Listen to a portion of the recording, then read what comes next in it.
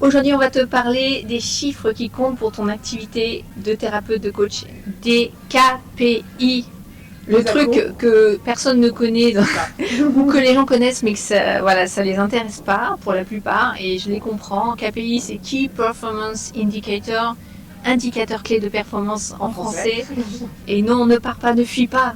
Moi aussi, je n'aime pas les chiffres, mais t'inquiète, on va le rendre ludique et ça va être important que tu entendes ce message quand même. Si vous êtes comme moi, pourtant qui avait un père professeur de mathématiques, je n'aime pas du tout ça. J'ai fait un blocage émotionnel, j'ai des traumas à résoudre par rapport à ça.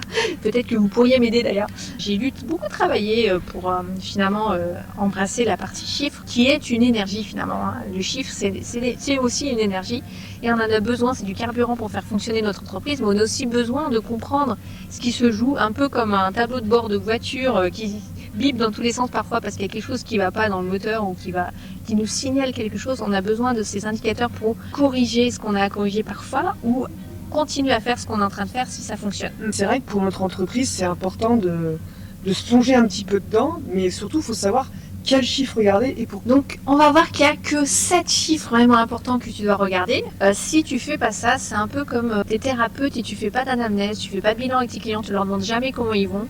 Ça, c'est un petit peu ce qui se passe si tu regardes jamais tes chiffres. L'idée, c'est d'arrêter de stresser par rapport à l'argent. Parce que si derrière, tu mets les bonnes actions en place, tu vas pouvoir finalement générer plus d'argent. Ou peut-être que ce soit plus fluide pour toi la façon dont tu génères l'argent. Ça va te permettre de savoir dans quelle direction tu vas par rapport au nombre de clients que tu vas accompagner. Ça va te permettre de respecter ton rythme personnel, ton écologie personnelle, ton énergie. Et donc tout ça, tous ces chiffres, ça va te donner des pistes pour embrasser le marketing, la communication qui te correspond le mieux. Donc par exemple, est-ce qu'il serait judicieux d'investir ou pas dans cette formation? Est-ce qu'il serait judicieux d'utiliser cette page plutôt qu'une autre? Est-ce qu'il serait judicieux de revoir mon offre ou de la garder telle qu'elle? Les chiffres vont te donner un éclairage pour prendre de meilleures décisions en fait. Donc c'est ça qui est important à comprendre. Et puis surtout, ça va t'éviter de regarder des choses qui n'ont pas d'intérêt. Et je te donne un exemple. Il y a beaucoup de gens, ils vont être focalisés sur le nombre d'abonnés qu'ils ont sur les réseaux par exemple. Alors ça va être j'ai gagné 2 abonnés, yes. Il n'y a pas que ma belle-mère ou ma mère qui like mes posts. Ou le nombre de j'aime, voilà, le nombre de likes sur mon truc. Qu'est-ce qui est important de regarder là-dedans? Ça, c'est des chiffres qui flattent l'ego. Les réseaux nous poussent à consommer ce genre de chiffres, à les regarder. Mais en réalité, c'est pas ça qui va faire une vraie différence dans ton activité. Déjà sur les réseaux, il vaut mieux regarder le nombre de vues que le nombre d'abonnés. Là, je vais te partager ces chiffres clés qui vont vraiment faire une différence pour toi, pour prendre les meilleures décisions et pour vraiment vivre sereinement de ton activité. On est parti pour ça? C'est quoi le premier chiffre alors? Premier chiffre, Claudia, c'est le nombre d'abonnés à ta liste email. Alors je sais bien, il y a des gens qui vont dire l'email c'est mort, il n'y a plus besoin d'écrire des emails, ça sert à rien, etc. Ça sert à rien, voilà. Chose qu'on a entendue, voilà. Plein de fois. Les emails sont les choses qui ont le retour sur investissement le plus important dans ton activité, surtout si tu as une activité dans le coaching ou dans le thérapeute, etc. Quand tu es sur une plateforme à l'extérieur de ton activité, donc sur les réseaux sociaux, les gens avec qui tu interagis ou ce que tu publies, ça, en gros, ça t'appartient pas et du jour au lendemain, ton compte il peut disparaître. Tu n'es pas maître de ton audience, tu n'es pas maître de ce qui se passe finalement dans l'interaction avec les gens. Alors que quand les gens sont sur ta communauté par email, qu'est-ce qui se passe? Ils sont là, la liste elle t'appartient. D'ailleurs, quand tu changes d'outil, ça c'est assez flagrant, tu vois. Tu peux importer ta liste tu maîtrises email. Tout en fait de A à Z, ça c'est important. Voilà, ce qui n'est pas le cas si tu changes de plateforme, d'accord? Tu vas pas prendre tes abonnés Instagram et les mettre sur LinkedIn ou sur Facebook ou sur tes posts, etc. Comme ça, donc, d'un côté, tu n'as pas de contrôle sur ton audience. De l'autre côté, tu as le contrôle sur ce que tu envoies à ton audience et tu es sûr. Alors, tout le monde ne va pas ouvrir tes emails, certes. On va voir quels sont justement les bons référentiels par rapport à ça. Mais en tout cas, tu maîtrises en fait. Tu as une communauté que tu peux nourrir par du contenu qui est de qualité. Alors, l'idée, c'est encore une fois d'écrire des choses de qualité pour ton audience. Mais les gens, ils vont recevoir tes emails et tu es sûr que tu vas pouvoir communiquer avec eux. Donc ça, c'est super, super important. Et ceux qui ne le mettent pas en place depuis le début font une erreur.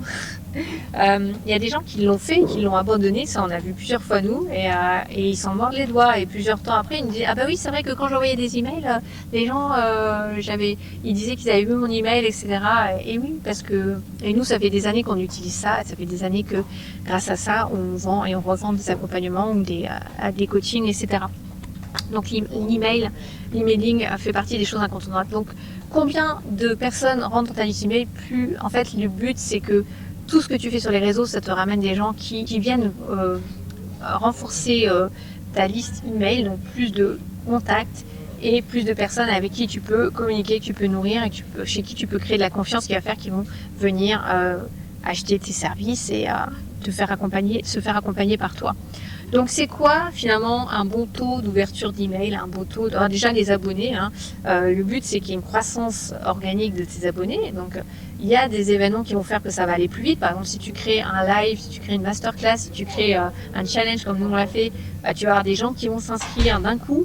Donc ça va être peut-être on va commencer simple, 10, 20, 30, 40 personnes, 100 personnes qui vont venir s'inscrire sur ta liste. Si tu participes à des événements, par exemple tu fais une intervention dans le podcast ou dans la vidéo de quelqu'un de connu sur une chaîne ou autre, tu te fais interviewer, tout ça, ça va renforcer aussi ton nombre de personnes qui viennent te voir. Alors soit ils viennent te voir sur les réseaux, le but c'est de rapatrier sur ta liste, et c'est pour ça que si tu offres quelque chose de gratuit qui va leur apporter vraiment de la valeur, les gens ils vont s'inscrire. Donc, et ça va te rapporter plus de monde. Et puis après, tu as la croissance petit à petit. Quand tu mets en place ce qu'on appelle un lead magnet ou un cadeau gratuit qui peut être un PDF, une vidéo, un audio, peu importe, mais quelque chose dans lequel tu vas résoudre un problème pour la personne, et bien là aussi tu vas l'aider à résoudre un problème, qu'est-ce qui se passe là aussi elle va rejoindre petit à petit, ça va faire plus de personnes qui rejoignent ta communauté par email. Et ça c'est super important.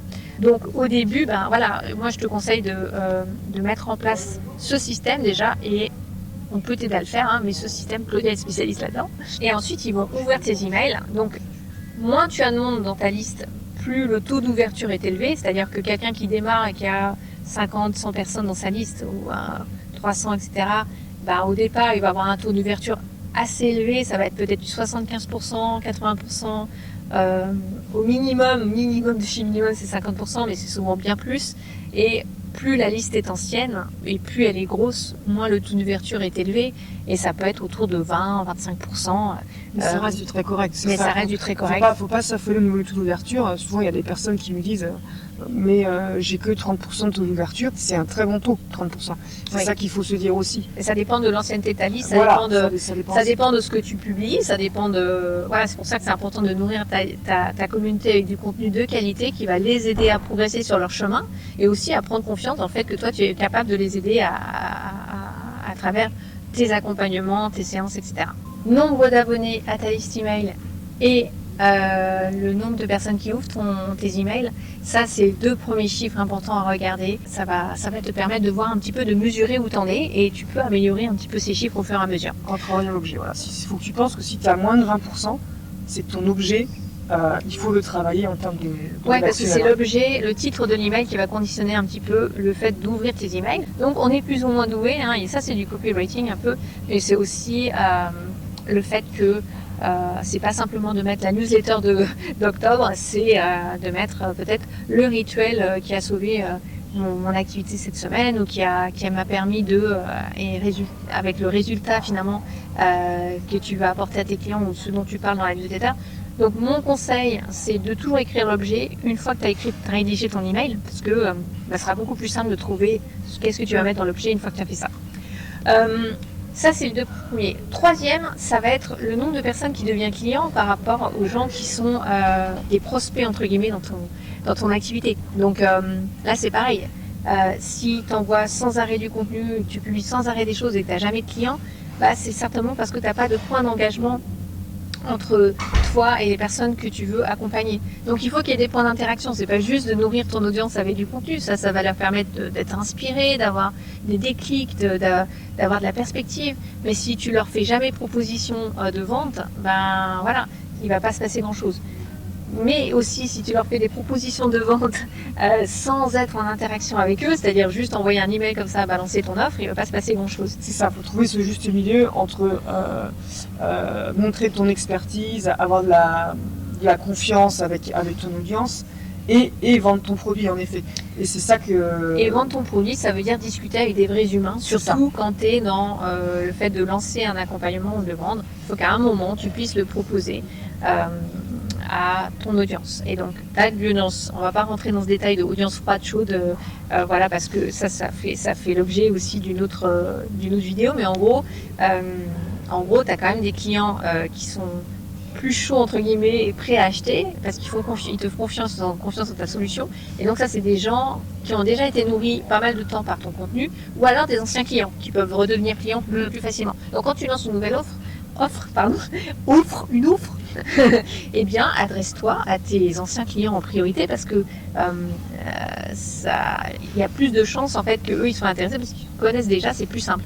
Ça va être plus simple et la récurrence c'est super important plutôt que d'aller chercher de nouvelles personnes qui ont besoin de te découvrir et de prendre du temps pour te découvrir. Donc voilà, chiffre numéro 3, c'est ça, c'est de voir combien de personnes deviennent clients là-dedans et donc il faut que tu aies une idée de ça. Parce que si personne n'a vu ton offre, tu ne vas pas savoir si c'est ton offre qui a amélioré, qu'est-ce que tu dois améliorer, est-ce qu'ils sont ton appel, quand tu discutes avec les gens, est-ce que tu es doué pour convertir. Donc ça, c'est encore un autre point qu'on va voir, c'est le 4e. Après, dans le 3e, donc de ce point-là, comment tu le vois concrètement, ça va être au sein de ton email que tu vas écrire. Quand tu mets des liens, par exemple, pour aller voir ton offre, et bien tout simplement, c'est le nombre de personnes qui vont cliquer sur le lien qui va te permettre de voir s'ils sont attirés par ce que tu proposes ou pas, quoi. Oui. Il y a ça aussi. C'est la façon dont tu as écrit ton mail, voir si la personne clique ou pas sur le lien. Oui. Et dans les outils qu'on utilise pour créer les emails, il y a ces fameuses statistiques qui te permettent de voir le nombre de personnes qui ont cliqué sur les liens internes à ta Oui, tu as vraiment tout. Les gens sont tracés. C'est ça. Et c'est pour te permettre de piloter un peu mieux les choses et de savoir effectivement ce que tu dois faire derrière. Le 4e point qui est important, c'est finalement combien de chiffre d'affaires tu fais par client en moyenne. C'est-à-dire que tu vas diviser ton chiffre d'affaires tout simplement par le nombre de clients que tu as. Et parfois, tu vas te rendre compte qu'en faisant ça, tu es peut-être payé pas assez cher par rapport à ce que tu as besoin pour ton activité.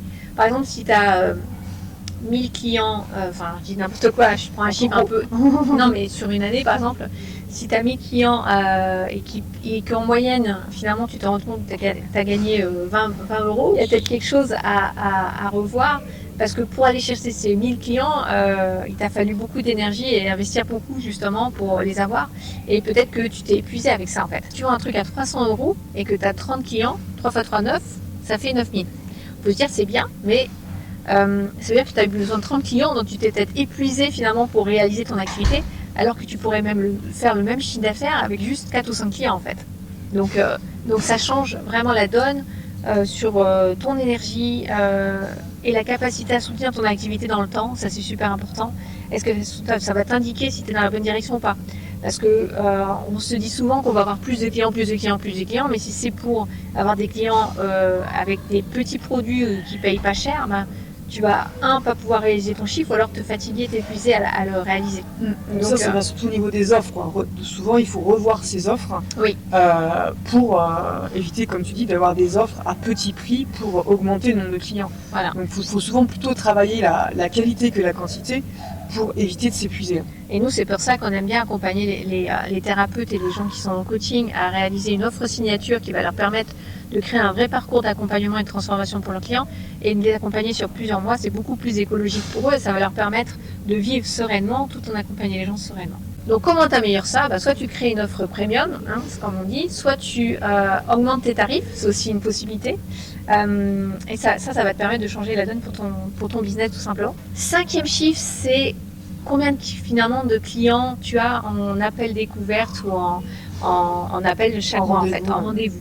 Pourquoi? Parce que surtout si tu vends une offre, là on parle surtout de si tu vends une offre signature ou une offre d'accompagnement premium à plus de 1000 euros on va dire, ou même tu peux vendre un truc à 700 ou 800 euros et faire des calls de vente.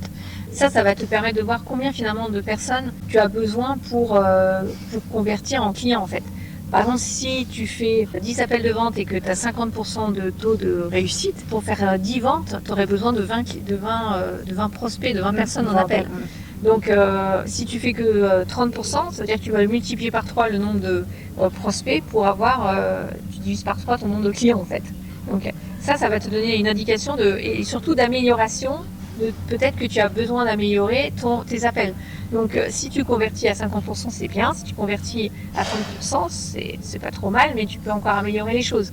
C'est-à-dire que ça veut dire que tu as besoin de 2 personnes pour une vente, si tu es à 50%. Donc ça va te permettre vraiment de savoir qu'est-ce que tu dois améliorer dans ton processus finalement pour vendre mieux. Et la vente, ça s'apprend. Comment finalement connecter mieux à la personne, mieux l'écouter aussi, parce que souvent on a tendance à trop parler ou à vouloir coacher les gens aussi qui ne vont pas forcément. Donc ça s'améliore et ça va te permettre de savoir dans quelle direction aller pour ça. Donc concrètement, comment améliorer tes appels de vente? Tu peux déjà avoir ton petite procédure, ton petit processus noté, les points clés que tu vas pouvoir partager avec les gens.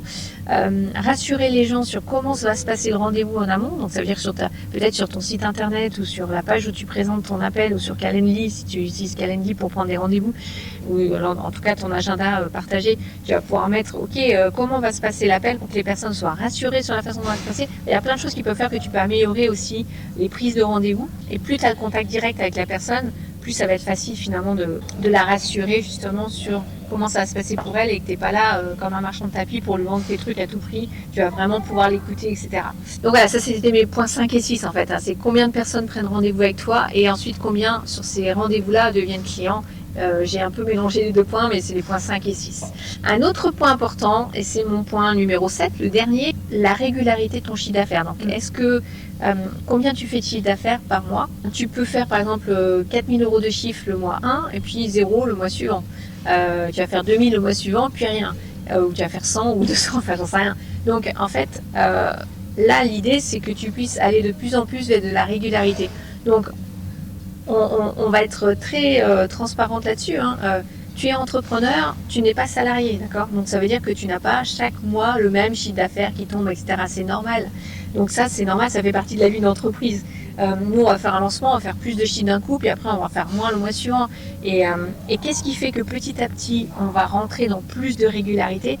C'est justement de mettre en place des systèmes de croissance organique. On en a parlé dans une autre vidéo, donc on te partagera le lien, pour que tu puisses rentrer dans quelque chose avec des actions systématiques que tu fais chaque mois qui vont faire que ça va finalement rentrer dans un flux, que ce soit en termes de communication vis-à-vis de ton audience, que ce soit en termes d'actions concrètes que tu fais pour déclencher des rendez-vous avec les gens, pour que les gens te contactent, que petit à petit tu utilises des effets de levier en fait qui fassent que ça soit un arbre que tu mets en place. Enfin, tu as semé des graines, il y a l'arbre qui a poussé et ça récolte ses fruits de manière très régulière, de manière récurrente. Ça te dit si ton activité est viable ou pérenne ou pas. Et donc on en revient au fait de plutôt que de faire que des actions court terme, d'aller à un réseau puis d'avoir un truc et de ne pas mettre des actions de communication en place à côté.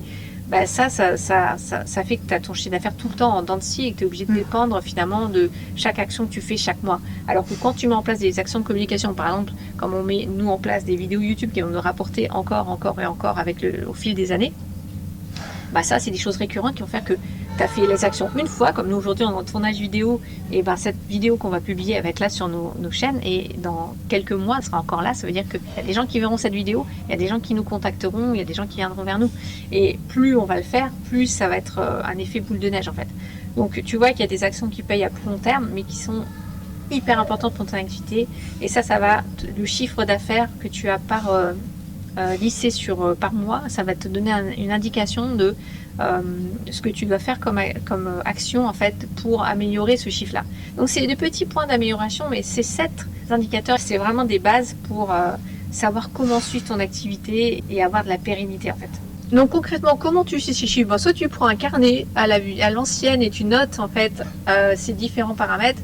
Soit idéalement, nous c'est ce qu'on conseille, c'est de prendre un tableur Google Sheet ou Excel sur lequel tu vas faire tes colonnes et tu vas chaque mois renseigner ces chiffres-là.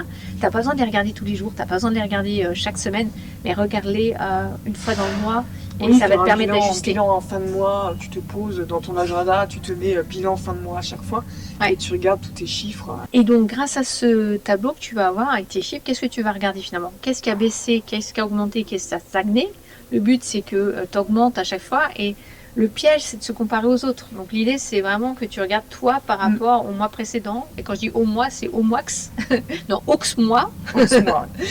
Mois, c'est donc sur les 6 mois précédents. Est-ce qu'il y a une évolution? Est-ce qu'il y a eu un progrès ou pas? S'il y a peu eu de progrès, il y a des choses à réajuster dans ton activité. Donc, c'est pas tant de regarder ça comme le lait sur le feu, hein, mais c'est de vraiment se dire, une fois par mois, je regarde mes chiffres et je regarde, ok, est-ce que ça augmente? Est-ce que je suis dans la bonne direction ou pas? Et je réajuste en fonction. L'idée, c'est tu fais plus de ce qui a fonctionné et t'arrêtes ce qui ne fonctionne pas. C'est surtout ça qu'il faut retenir. On ne veut pas être la mouche qui tape contre la vitre. Je donne souvent cette image, mais elle est importante.